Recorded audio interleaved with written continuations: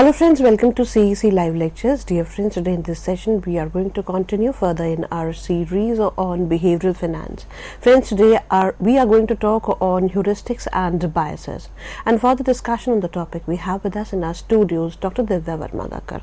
Dr. Divya Varma-Gakkar is Assistant Professor in School of Management Studies, Guru Gobind Singh, Indraprastha University. Dr. Gakkar has immense experience, and through her experience, we always get in-depth knowledge on various topics and issues. Friends, if you wish to ask questions from Dr. Divya Varma-Gakkar on today's topic, then do call us through our toll-free number. Our number is 1800110430.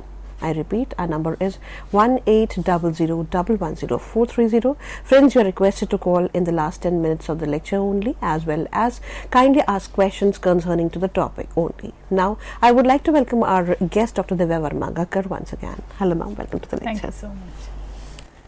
Dear friends, today we'll talk about heuristics and biases. Heuristics and biases form a very important part of behavioral finance. The whole of behavioral finance, which is derived from the concept that human beings are taking decisions, and when human beings involve into taking decisions, there are behavioral aspects which play a role while any decision which is taken. And when we talk about taking decisions by human being and their behavior impacting it, so we can always see that some part of our brain is working anytime a decision has to be taken. And during our routine in our life, every day, we have to take small or big lot of decisions. And we have also seen that some of the decisions are very automatic in our lives, right?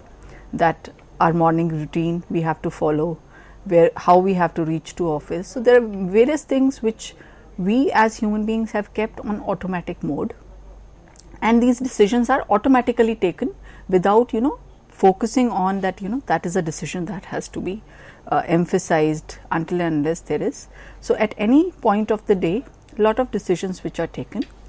And when these decisions are taken based on, let's say, quick decision making, or based on automatic mode, or just based on our guts or gut instinct or experience that this is how we have been doing it always, these are known as heuristics.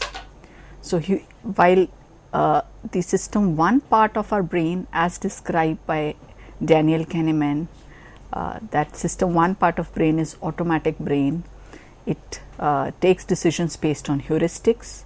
So that is where the role of heuristics come into picture.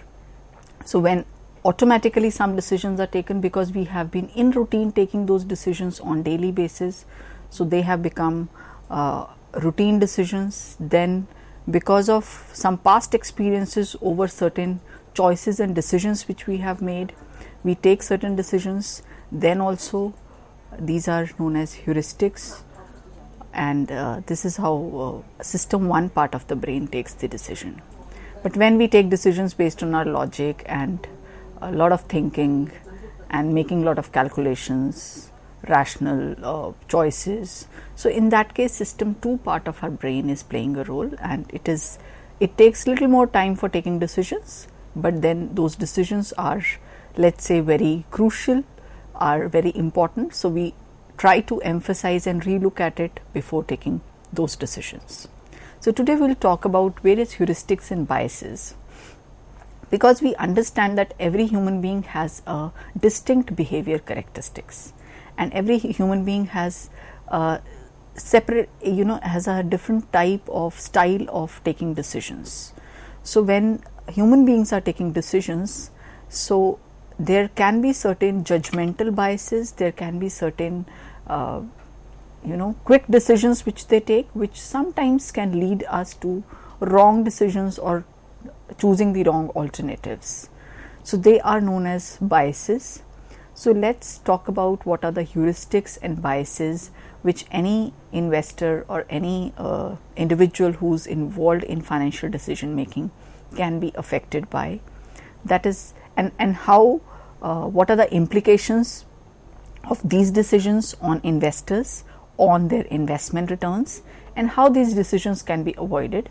Because if we identify that I have a certain bias, or I follow a certain rule of thumb, or let's say heuristic, while taking any decision, which sometimes lead to a wrong conclusion.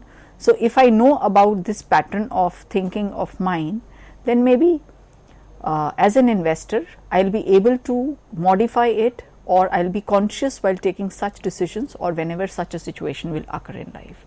So understanding or self-evaluation of certain behavioral aspects which need to be addressed, which can lead to wrong decisions, is very important.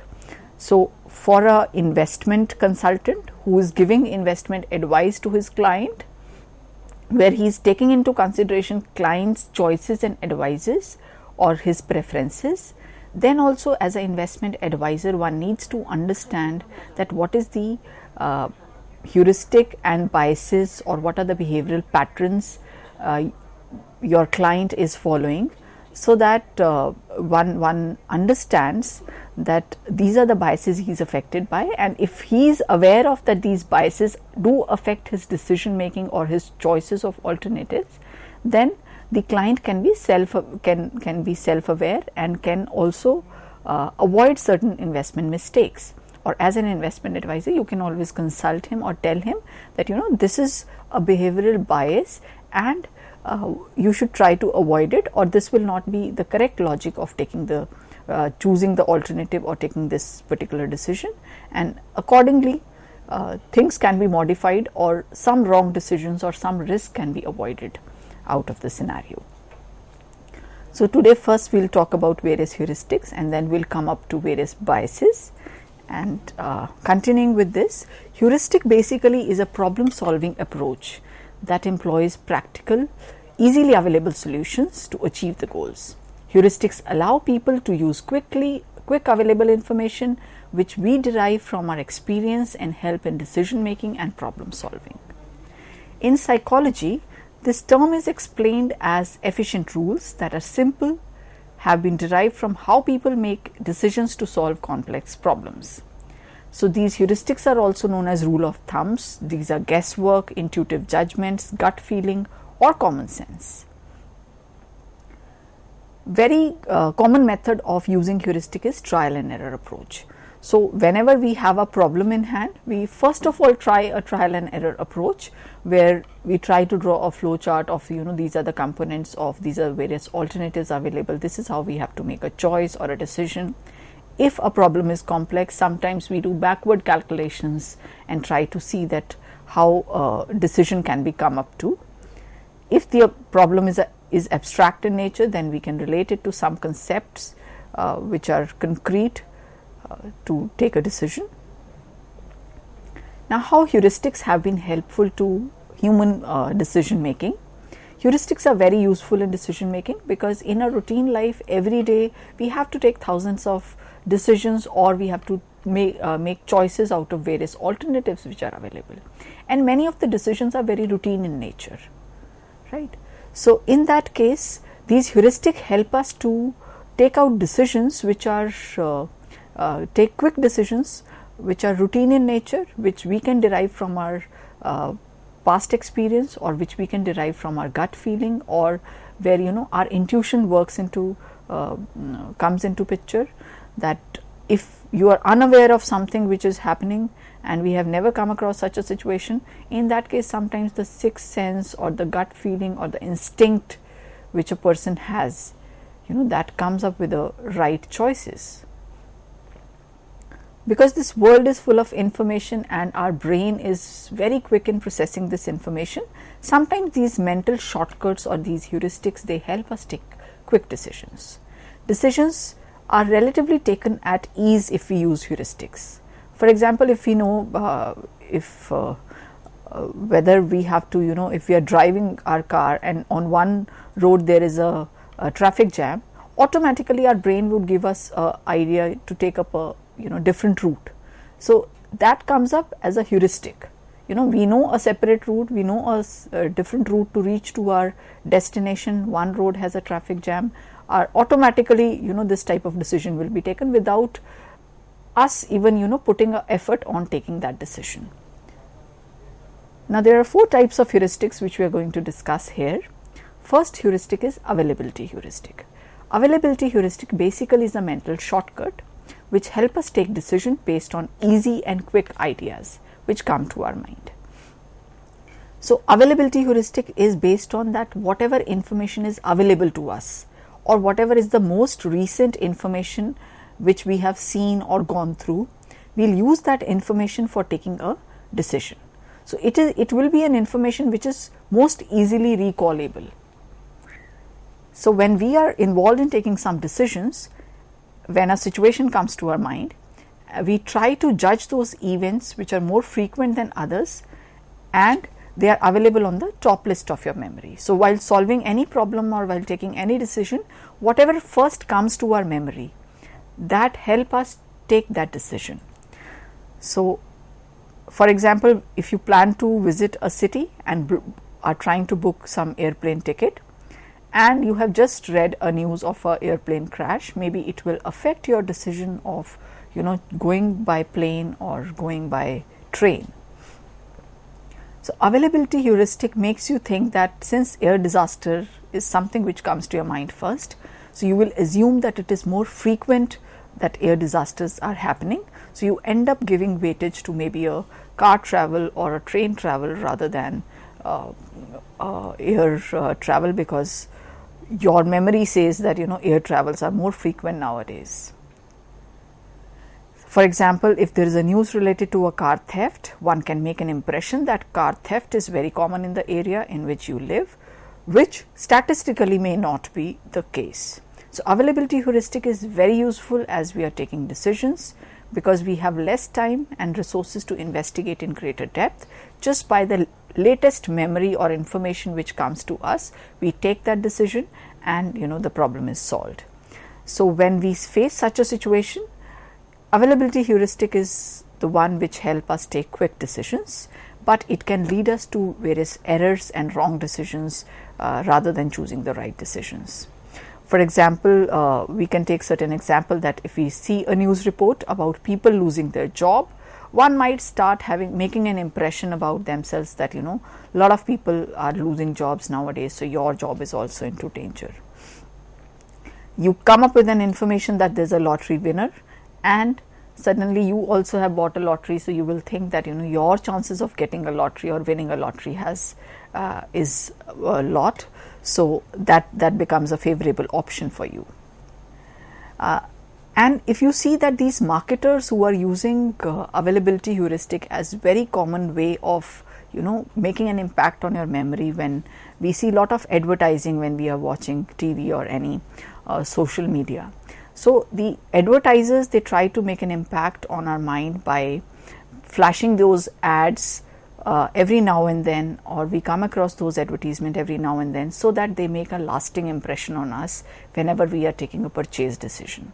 So, whenever we are purchasing anything, maybe some clothes or some fixed asset or some electronic equipment, so first thing which comes to our mind is the ads which we have seen, the advertisements which we have gone through, or if it is a recent advertisement where a brand of mobile phone, let's say, has talked about what are the benefits of buying that particular mobile, and you plan to buy a mobile. So, maybe the ad which you have recently seen, your impression about that particular mobile brand will be much more higher than something which you have not seen in last few days. So, that is why you see that a lot of advertising companies, they try to make sure that every day they come up with an ad, or the frequency of their ads matter, because they know that anytime anybody is going to end up in a purchase decision. So, the availability heuristic, the most recent information which the brain registers, is going to make an impact on their purchase decision. Second such heuristic is representative heuristic. Representative heuristic make use of most representative memory and try to compare it with the present situation while taking decisions.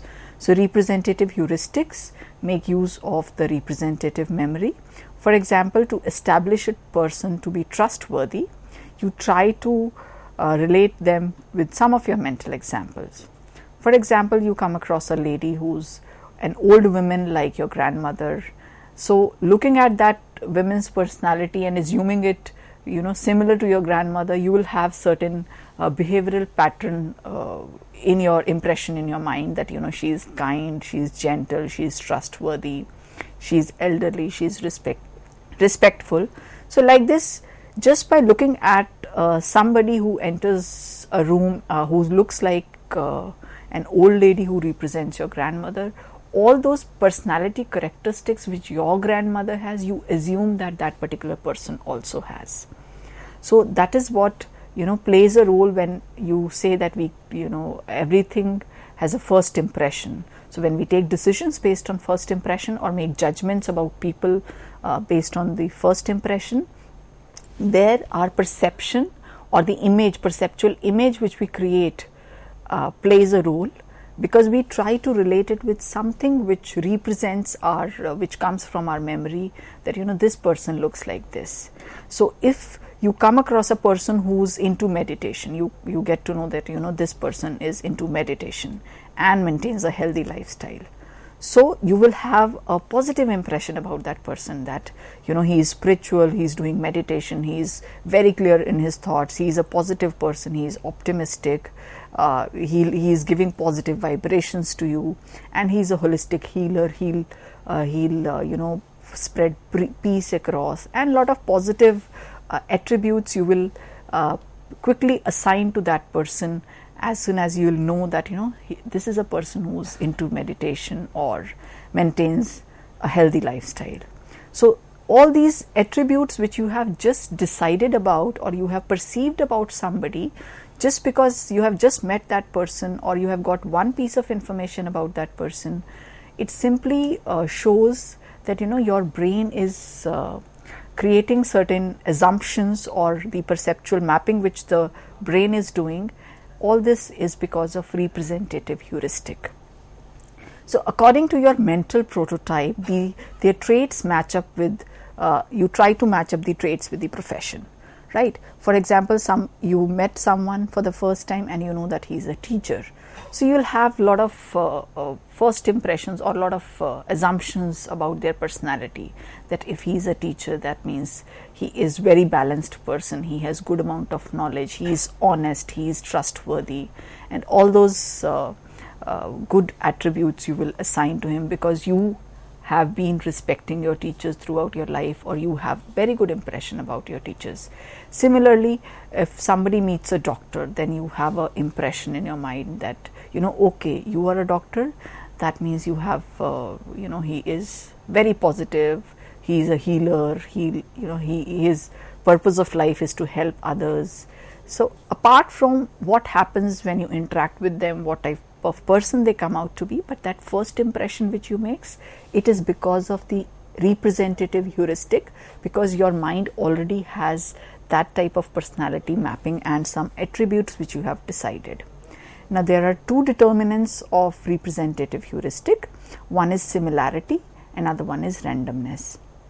Similarity is when we are judging something based on representativeness, people usually pay attention to the degree of similarity between that particular stimulus or event and a standard process which they have seen across their life.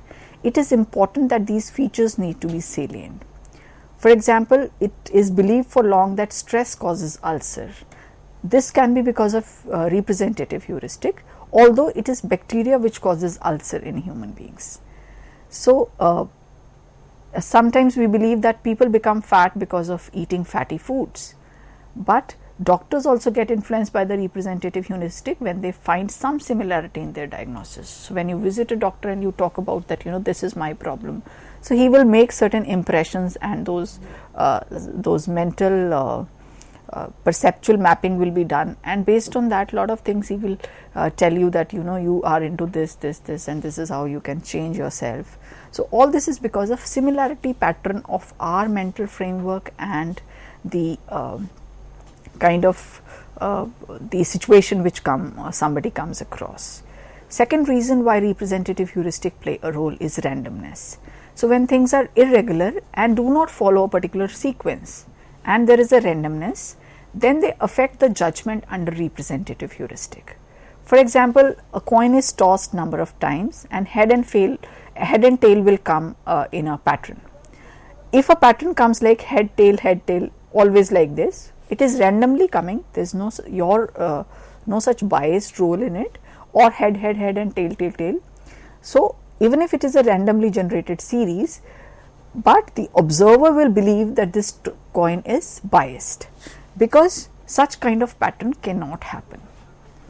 Now, representative heuristic affect the investors based on the mindset in two different ways. One is base rate neglect. When we are ignoring the base and we are just looking at trying to map it with our understanding of the things. In base rate neglect, the idea is that people may neglect important parameters and make judgment about a situations based on easily understandable and relatable variables. For example, you try to look at a particular company for buying the shares of that company. Based on the risk and reward, you are judging it that whether you should invest in that company or not. You ignore that the company has certain fundamentals, fundamental ratios, or certain asset class. We need to look at the asset type, their sales, their profitability for last 3 years, their management, their product which they are into. So we ignore all those fundamental factors, and just based on the P/E ratio or the risk return relationship which is presently existing, we try to take a decision. So if we try to ignore the underlying concept or the basic framework of any situation and try to just take judgments or frame a mental perception about a particular situation or a person, that is known as base rate neglect. Second is sample size neglect. In this case, investors feel that small sample is representing the whole population. If, let's say, few shares have given you losses, then you assume that the whole stock market is going to give you losses. So making such an assumption based on your representative or the kind of things which has happened to you based on your memory, if you do that, so it will be wrong. For example, it can happen that you meet a person and you know just one thing about that person. Based on that, your mental faculties have defined 10 basic characteristics about that person. It may or may not be true for that person, but based on his profession only, you have decided that this person will be like this. It is because of your experience with somebody in life who belong to that particular profession, you have created that impression. It may or may not be true for the person you are dealing with. So that is where sample size neglect, where looking at a small sample, you try to take or generalize the decision for everybody. If you have a good experience with let's say some lawyer, then you assume that all lawyers are good. Or if you have a bad experience with a lawyer, you say that all lawyers are bad and they are not very good people. So that way, if you make judgment, it is known as a representative heuristic, and such situations should be avoided.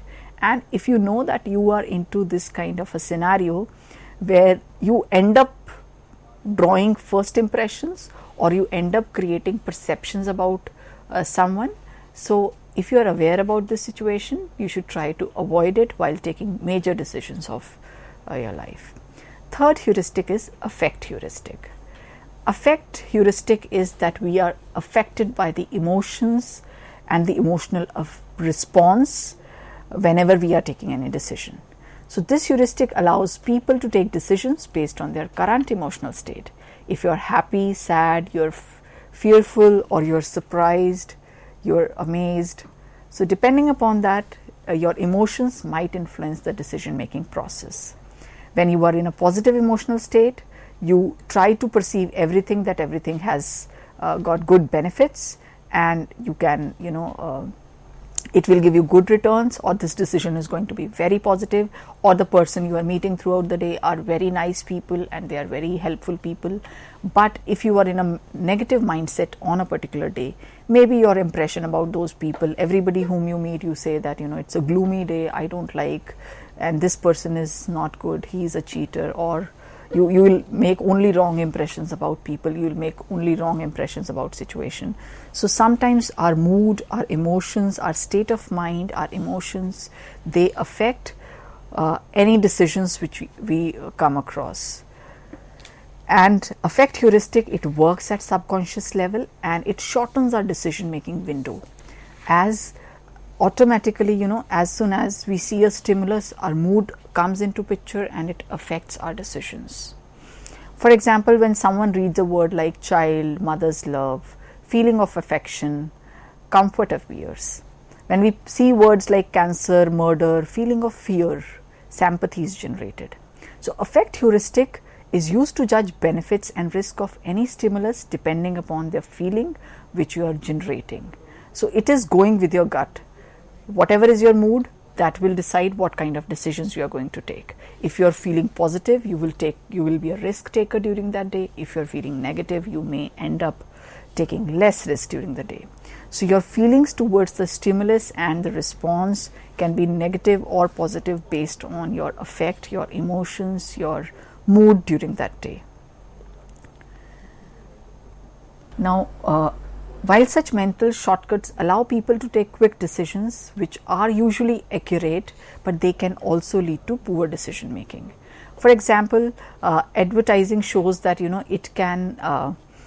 advertising can take us to make unhealthy choices like smoking or eating unhealthy foods. Sometimes it seems to be positive and appealing.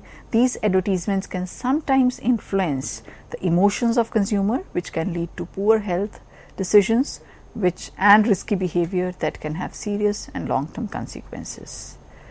So still now we have talked about 3 heuristics, and we'll continue further with the 4th heuristic in a short while. Over to you, Ritika. With this note, thank you, ma'am. Thank you so much for giving us this productive session on heuristics. Dear friends, you're requested, if you wish to know more, if you wish to gather more and more information, then kindly be with us as we are back after a short break and would be discussing more. Thank you.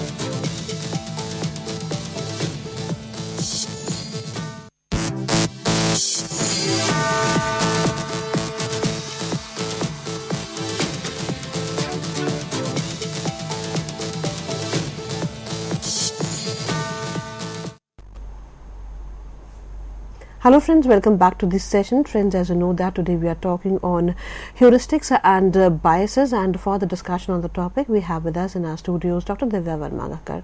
Dr. Divya Varma-Gakkar is Assistant Professor in School of Management Studies, Guru Gobind Singh, Indraprastha University. Friends, if you wish to ask questions from Dr. Divya Varma-Gakkar on today's topic, then do call us through our toll-free number. Our number is 1800 110 430.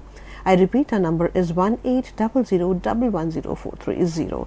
Now I would like to welcome our guest, Dr. Divya Varma, and would request her to continue further, as we promised in our previous session that we would be covering heuristics first, and once heuristics are covered, then we are going to talk on biases. Over to you, ma'am. Thank you so much. So friends, we have talked about 3 basic heuristics. Just to recap, heuristics are mental shortcuts, or these are instincts based on our experience, based on our impressions about life, or things which has happened to us. So a lot of our decisions in routine are put up on the automatic mode, where our system 1 part of the brain is playing a role, and at the subconscious level, the decisions are taken and we just implement it. So these are fast decision making tips, like rule of thumbs, where we take decision based on instinct, sixth sense, or try to solve problems very quickly with whatever experiences we have in life. So we have talked about availability heuristic, representative heuristic, and affect heuristic. 4th type of heuristic is similarity heuristic. Similarity heuristic is a lesser known psychological heuristic pertaining to how people make judgment based on similarity. So we try to compare something with a similar situation which has happened in the past, a particular scenario, and try to see that how it can affect in our decision making. The similarity heuristic is used to account for how people make judgments based on similarity between current situation and other situations which are or prototypes of those situations. At the basic level, similarity heuristic is an adaptive strategy. The goal is to maximize productivity through favorable experience while not repeating unfavorable experiences. The decisions which are taken based on favorable or unfavorable the present seems are based on how similar the past was to the current situation, right? So if you want to, let's say you want to purchase a book, you have read a particular author who has very beautifully written a particular series of book or a novel which you had read, and your experience was really great reading his book.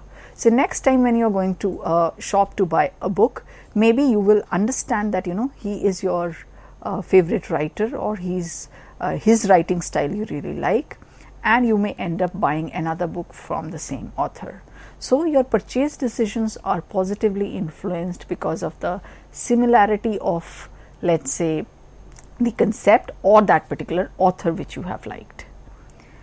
So these are so this is similarity heuristic, and a lot of our decisions are based on similar patterns which we have done in our past, and it helps us take the decision. Now what happens that when these heuristics, which are quick decision making tips, or at subconscious level when our mind is working while taking decisions, these heuristics can end up into biases. Now these heuristics are based on our past experience, which have worked in past may not work in future. It affects us through stereotyping, that we try to relate with one particular word, we try to create the whole impression about something, some situation, or some person. That is known as stereotyping, and it can lead us to the same standard style of taking decision always, or same standard style of working. So individuals who are affected by heuristics a lot, or who use heuristics more often, they develop it as a permanent style of their attitude and behavior, and this is where the biases emerge. So biases are developed from initial heuristics which become a part of one's decision making style, whether it is right or wrong, and it may lead us to wrong decisions or wrong choices always. So you can make quick decisions based on heuristics, and generally these decisions are accurate, and these heuristics help us to make the life better. Understanding of how heuristic function and possess knowledge about the potential biases can help us to take more accurate decision or avoid certain investment mistakes when these decisions are taken. Now, how to overcome heuristics? Whenever we come across these heuristics which end up taking quick decisions, we end up taking quick decisions, but some of these decisions which turn out to be wrong, so we can always identify that some of the irrelevant or discomforting evidences and keep them aside while taking decision. If we have some bad memories in the past, or if we have some wrong decisions which were taken in the past, so we can always see that, whenever that particular kind of a situation will come, you'll try to avoid the choices which you made previously, so that those heuristics or those quick decision tips or mental shortcuts do not end you up in taking a wrong decision again. One should also discuss with the friends, family, and take a diverse opinion so that one's overconfidence can be managed. Sometimes these heuristics end up into taking us overconfident decisions. So whenever we are taking a decision, if we take a second opinion with your family and friends, then maybe your decisions will not have any problem, or they'll be much more accurate. So one can reward good results and penalize failures to make a lasting impression on their mind, so that one does not repeat the same mistakes or those habits which need to be avoided later. One can try to reframe the problem to find out that there should not be any positive or negative or biased attitude towards taking a particular decision.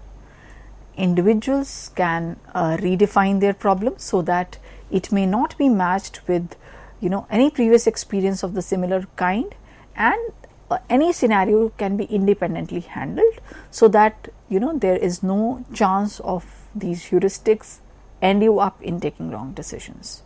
One can develop a systematic review process that can leave you a committed out possibility while trying to cut out the losses. Now, coming on to these heuristics, when they convert into biases or when they become a part of permanent attitude of our personality, and they end up into biases or taking wrong choices, they are known as biases. These biases are of two types: cognitive bias and emotional bias. Cognitive biases are related to human mind. Whenever our cognition, our mental faculties, or our conscious choices, logic, the rational style of processing information through calculations and logic, so when they play a role, it is cognitive bias, it is cognitive decision making. So we try to it's related to human mind and the way people process and interpret information around them and develop their logic. These biases become rule of thumb and help in decision making, which can be wrong also.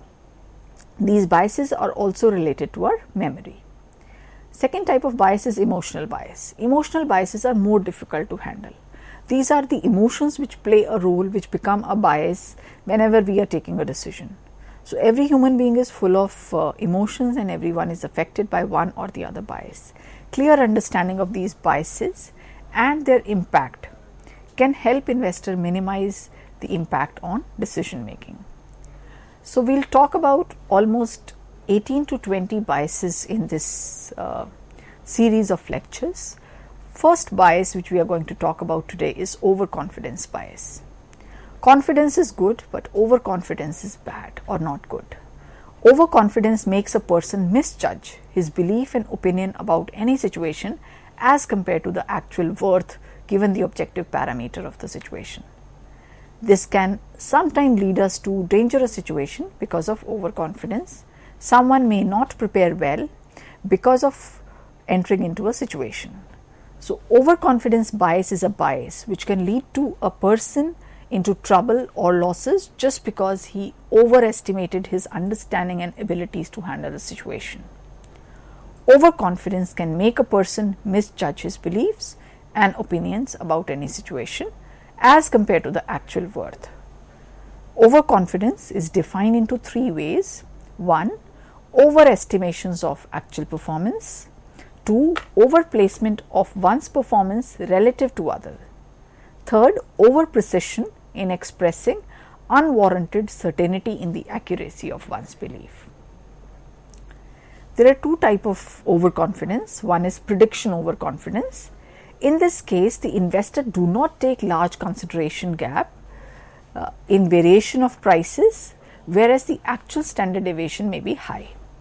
Second is certainty overconfidence. In this case, investor is too much confident about his prediction, so he is 100% sure about the outcome. Now, there are various terms related to overconfidence which will help you understand the concept better. In overconfidence, we overestimate. So, one's expression of overconfidence bias is the tendency to overestimate one's ability, performance and chances of success. Illusion of control also affects the overconfidence. It makes people overestimate the power of control they have in any situation. So, illusion of control can be, we feel that we are controlling a situation. So, if we assume that things are in our hand, whatever decision we are going to take, it is going to affect the decisions. So, that is illusion of control. Planning fallacy. Usually people who are overconfident, they have this fallacy that people overestimate their rate of completing a work or underestimate their speed of completing a task. Contrary evidence, also known as wishful thinking, it affects that one can overestimate the likelihood of an outcome, but the chances are relatively rare. Over precision, it is showing 100% confidence about the outcome. Over placement makes you judge that your performance is better than others. So, you are confident about your performance, but if you think that your performance is going to be better than others, it is known as overplacement, and it also leads to overconfidence. Better than average effects, you assume that you are better than others, as compared to, it is not actually true. Then there can be a comparative optimism effect which can lead you to overconfidence. In this case, people tend to believe that good things happen to them and bad thing happens to others. So, with this impression, if you try to take decisions, then it is comparative optimism. Let's take certain examples of how people show overconfidence in their routine life. Sometimes you will find that people who are overconfident, they will, while driving, if they are going on a new route, they will not ask anyone that which way they have to go.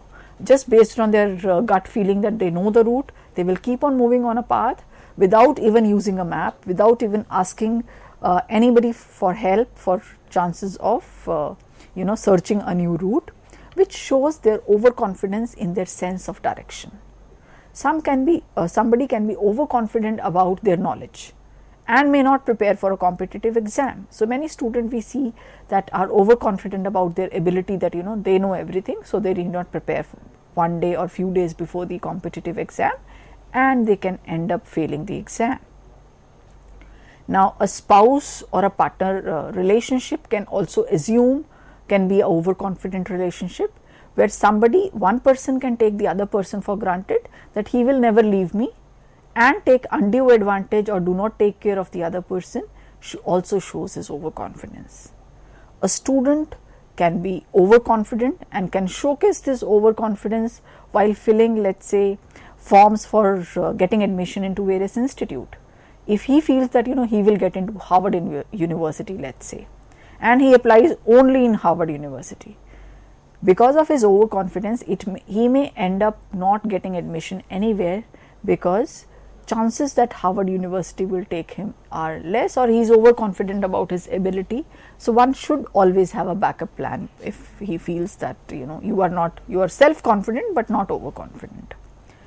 Now, a person can be overconfident about his memory and may not study for exam, and can fail in the exam just because of his overconfidence of not preparing well. Somebody who is a sports person, let's say a boxer, he assumes that he is good and the other party is not very good, and he do not prepare well before his game, so he may end up losing the game. Now, how this overconfidence, so this overconfidence bias, we can judge from any person's in their routine behavior that somebody is behaving overconfident. With small little things which you do, the way you drive your car, the way you take decisions, the way you assume any particular situation, or let's say a job interview or an examination or any task which is given to you, will showcase that whether you are overconfident or you are self-confident. Do you undermine others' ability? That also is a kind of overconfidence. So, while taking investment decision also, somebody can showcase this overconfidence that you do not change your portfolio. News is coming that one particular share or a company is not performing well and you have to sell your shares, but you are overconfident about your choice of choosing those particular investment in the stocks, and you do not want to let's say sell those shares. So this will show that you are overconfident, and this overconfidence can end you up into losses, can end you up into a failure or wrong decisions in life. Now, what are the implications of overconfidence bias for investor decision making? Now, what happens that overconfident investors can ignore downside risk of their investment because they tend to get lesser prediction window on their investment returns. They may ignore historical statistics of a stock or the fundamentals of a stock, and they are just because they feel that this company is good and they are taking the right decision, they can be overconfident about it and they do not want to change their decision. Overconfident investors do believe that their investment portfolio choice is the best one. So whatever returns their portfolio is giving, other portfolios will not give that particular return, and they can end up into excess trading, which can lead to poor returns. One can be overconfident about their ability to evaluate a company for investment, and one can ignore negative information about it and may not end up selling that stock by ignoring such information. It can happen that somebody is not diversifying their portfolio and are taking higher risk in the market. Inexperienced investors can be more overconfident in the market, or somebody who has no knowledge in the market can just simply enter the market, start investing their money in the stock market without even any understanding or reading or any judgment, just because they are overconfident about themselves. So to avoid any such overconfidence bias as an investor, one should study the market carefully. Investors should look at the historical performance of various stocks. One should keep revising or relooking at the portfolio after some time gap, just to reevaluate it, that there is no overconfidence which is affecting you while taking a decision. Portfolio diversification can also help you avoid a lot of losses. So overconfidence of investing your money all into one particular investment choice will also shows a kind of overconfidence and can lead you to not very good returns. So always choosing a portfolio and revising your portfolio from time to time helps you helps you avoid overconfidence bias. So any news which you read should be digested properly, should be understood properly, and one should not try to take decisions in haste, and try to always consult others before taking a decision. Now, talking about second bias, which is cognitive dissonance bias. Again, a very common bias which we have seen in various people in life, and then when you take a particular decision, so investment decision, one should assume, is also a kind of decision. In our everyday life, we take a lot of decisions. We take routine decisions, we take decisions like our career choices, the career decisions, then we take family decisions related to our relationships, our relationships with our colleagues. So relationship decisions are very important in our life. Then another major decisions are purchase decisions of car, house, let's say some fixed assets, some electronics. So all of these decisions, we follow a particular pattern while taking all these decisions. And another important decision is investing your money. So somebody who has a particular bias or a heuristic as human beings while taking decisions of all other types will also exhibit the same type of decision biases or mental shortcuts or heuristics while taking investment decision also. So coming on to cognitive dissonance bias, cognition, as we understand, is attitude, value, beliefs and emotions which are exhibited while taking decisions. Now, if there is a contradiction or disagreement in one's cognition, we have our mind says that this is the right decision or this is how things should happen. Now, if somebody else tells us that this is not the right choice, this is not something which was supposed to be done in this scenario, so there is a dissonance. He is disagreeing, or that scenario or that judgment or the decision comes out to be wrong to us. So what we try to do, we try to self-justify. Our mind said that this is the right way of doing things, or this is how this has to be done, but the outcome or somebody else or the scenario is telling us, you have done it wrong. Then what is we are doing? What we try to do, we try to self-explain or just justify ourselves. That I end up taking this decision because this has happened, because I thought this was the right thing to do. Or you try to explain others that, why your choice was the right choice, but still it ended up in a wrong decision. So if something like this somebody is doing, then he is affected by cognitive dissonance bias. If a wrong decision has been taken by you and you try to justify it and explain it to others that how this decision would have been right, then you are affected by this cognitive dissonance bias. So if there is a contradiction or disagreement in one's cognition, it is known as cognitive dissonance. And it comes as a mental stress. Our mind will immediately come into a stress as soon as that wrong thing or wrong decision is taken, and which one experiences, and he has some belief while performing that particular action. So our mind will tell us and start self-explanation process to ourselves and to others that this decision was right.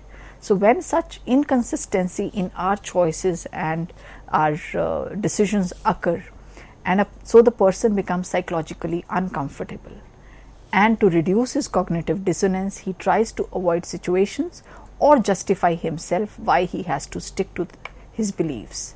It may be possible that his beliefs and actions are proved to be incorrect, but as he enters into cognitive dissonance, he will try to stick to his wrong beliefs and decisions and try to justify it in his mind by giving relevant arguments to himself and to others. The main aspects of cognitive dissonance that affect decision making are discussed here. One is selective perception. People usually will register selective information that appears to affirm their chosen course, thus producing a view of reality that is incomplete and hence inaccurate. This can lead to wrong decisions taken by someone. Selective decision making occurs when person is committing to original decision, is high, and he sticks to his decision even if he has to bear huge loss or economic cost. So when people subjectively reinforce decisions or to commitment they have made, then they try to self-justify. So it is a cognitive dissonance bias. For example, a smoker continues to smoke and he has the knowledge that smoking damages their health, but still a person is continuing with his smoke, and he will have his own logic to rationalize or to tell himself in his mind that smoking, why it is good for me or why I need to smoke right now. So he will have a self justification in his mind because his mind says that smoking is bad. Everybody else is saying smoking is bad, it is injurious to health, but he has a habit of smoking. So every time a conflict will arise in his mind, and he will try to self justify and tell his mind that why today he need to smoke or why today smoking is the right thing to do, or he will leave smoking later. So such kind of explanation you will find that such people do give who are affected by cognitive dissonance bias. And many of the times we have seen this kind of a scenario when in the post purchase decision, when you purchase a fixed asset, let's say, and let's say you buy a brand of refrigerator, and later on you see an advertisement wherein some other brand is showing some good features about another refrigerator which you happen to did not buy. Now what happens that you have bought a particular brand, and after a few days you see an advertisement where some better features are coming into picture. Now what you will do, if you start justifying yourself that I bought this particular brand, that your brand is better, in your mind you start justifying yourself that why your brand is better, why buying that brand at that time was the right decision, or you explain it to your family members or your friend that this brand was good, even though these are new features which have come, but still my choice was the right choice. So then you are affected by the cognitive dissonance bias. So what happens if what the marketing companies are doing, or what various companies are doing, so that somebody doesn't has the post purchase dissonance. So for as a resolution mechanism, what companies are doing, they are using client relationship, wherein a salesperson is congratulating you that you have made the right choice by buying this particular brand. So when you get such type of messages from your marketers, it is just because they understand that cognitive dissonance bias does plays a role, and it should not affect your brand loyalty towards that particular brand. So they want that this type of situation is avoided. A very common example of cognitive dissonance I would like to quote here. All of us remember that there's a brand Nestle who produces Maggi, and there was a news few years back that Maggi is unhealthy for or unsafe for consumption by human beings, because there were some chemicals which were not suitable for human health. Now suddenly there were a lot of losses that company Nestle has faced. So their sales dropped down suddenly, and a lot of people, there was a lot of people stopped buying Maggi, and there was a lot of criticism of this particular brand, and it is a very old brand which Indians have been consuming for a long time. Especially a lot of mothers in families, they were not ready to believe, that Maggi which we have given to our kids for so many years throughout, something was wrong with that Maggi. And the company got it tested again and again, and they proved that their Maggi was not wrong, or the sample was okay. So after that, you must have seen that the kind of advertisement Maggi was giving, Nestle brand was giving on TV, they changed a lot. There was a lot of focus on emotional advertising, where a lot of mothers and grandmothers were shown in advertisement, and it was, they were saying, was my mom was wrong, or I was wrong when I was giving Maggi to my kids? Can you believe that? In those advertisements, they were saying that, no, I was not wrong. So my Maggi is good. My mom was correct if we have consumed Maggi. So that kind of message it was trying to give. So this is, a kind of mechanism through which company was trying to reframe in the mind of general public that, Maggi is a brand which was not wrong. The cognitive dissonance which people had in their mind, that they were consuming Maggi, but it came out to be not fit for consumption. So there was a setback, and by emotional advertising, that image was rebuilt. That is how Maggi came up. So it is one beautiful example of cognitive dissonance bias, how companies play with this particular bias. Now, what are the implications for investors? Because of this bias, investors will keep on holding losing securities, so that they are not in conflict with previous decisions. Investors are affected by this bias. They may not revise their portfolio whenever required, because they always feel that whatever they have decided is the right thing to do. They ignore the latest news about investment in such stocks if it does not conform to their thought process, because they do not want to get into that dissonance part of it. So today we have covered these two biases.